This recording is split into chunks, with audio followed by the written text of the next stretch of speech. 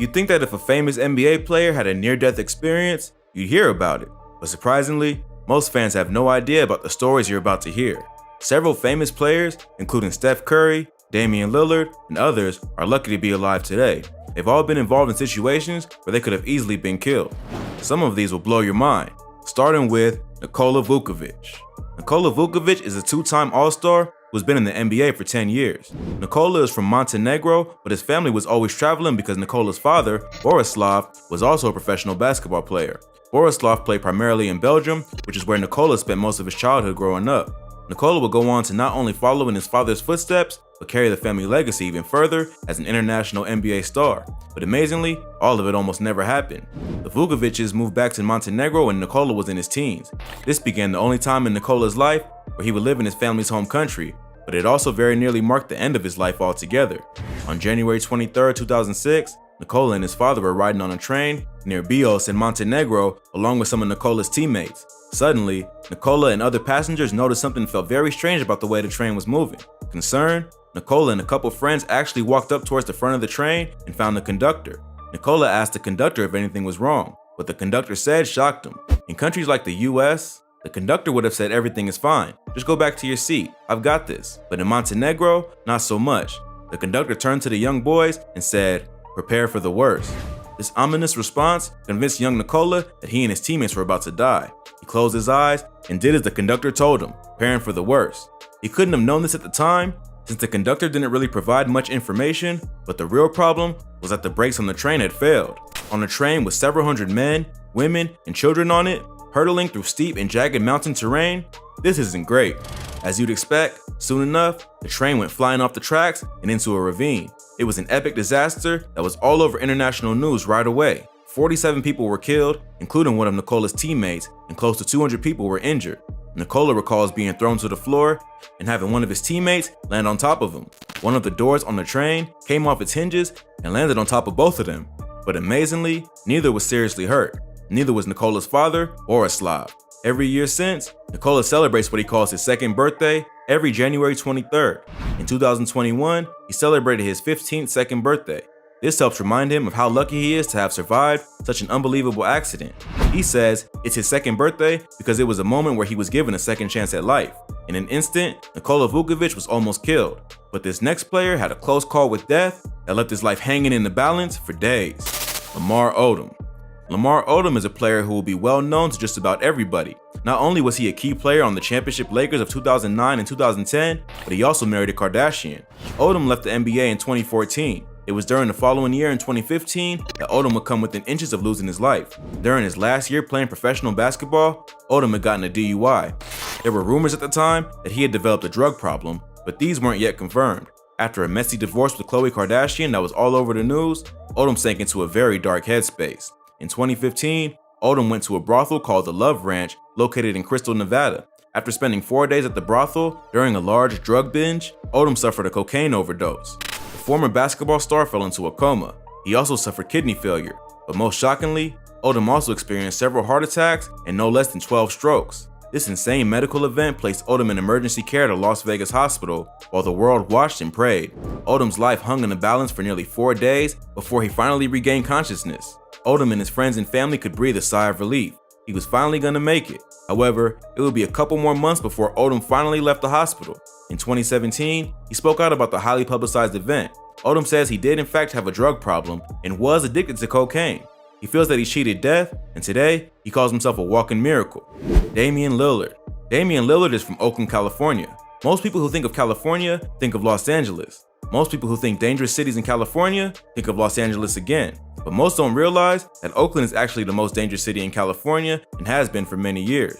Damian Lillard grew up around gang violence, drugs, and police brutality. He also grew up in an environment where robberies and shootings were and still are all too common. When Lillard was in high school, he used to take the bus home every night after practice. After dark, this put the young Lillard in some vulnerable situations, as he was usually alone and in a pretty rough area.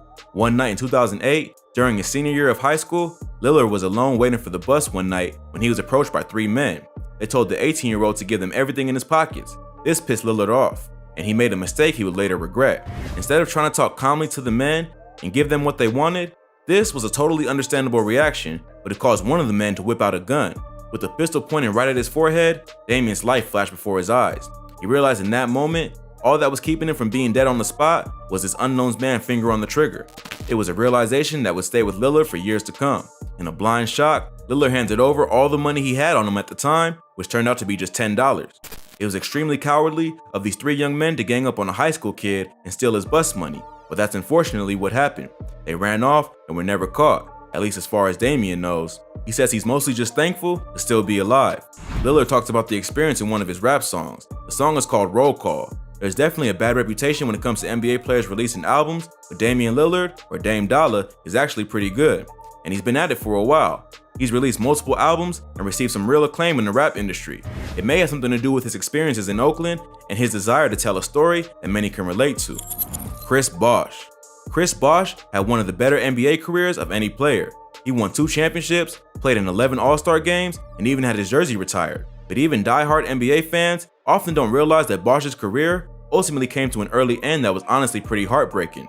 Bosh was part of the legendary draft class of 2003.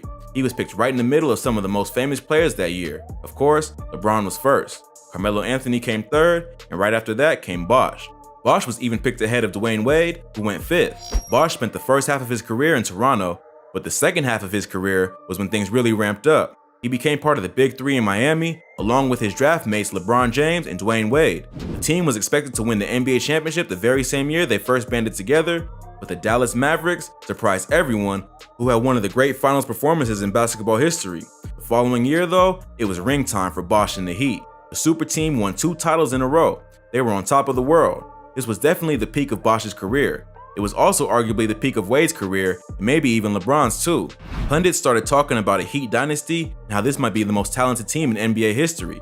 True or not, the world was shocked again in 2014. Bosh and the Heat made it to the NBA Finals for the 4th year in a row. It was the 2nd year in a row they would face the Spurs, but this time, the Spurs upset the Heat and won their 5th championship. This was also the year that Kawhi Leonard would win his first Finals MVP. Suddenly, Bosh's world began to crumble apart. After the disappointing loss, LeBron went back to Cleveland. Bosh still re-signed with the Heat, determined to return to the finals even without their best player. But unfortunately, he suffered a major injury early in the season. He was ruled out indefinitely. Bosh was able to recover in time to play in the 2015 All-Star game, but sadly, this was to be one of his last. During All-Star weekend, Bosh was rushed to a hospital in Miami because of a horrific emergency. Blood was clotting his lungs. Bosh says he barely understood what was going on at the time, but he knew it was serious after the doctors told him that the next 24 hours were crucial and that he needed to call his wife.